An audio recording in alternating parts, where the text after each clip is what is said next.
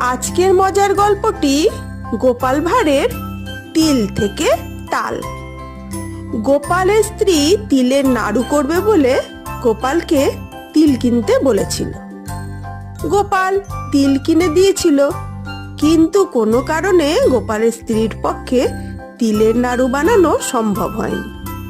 সম্ভবত নতুন বাড়ি করবার সময় মজুরদের কেউ তিলের হাঁড়িটি সরিয়ে ফেলেছিল। কিন্তু গোপালের স্ত্রী বকুনি খাওয়ার ভয়ে তিলের হাঁড়ি খোয়া যাওয়ার কথা স্বামীকে জানায়নি। ভেবেছিল গোপাল হয়তো তিলের নাড়ুর কথা ভুলে যাবে, কিন্তু গোপাল তিলের নাড়ুর কথা মোটেই ভোলেনি।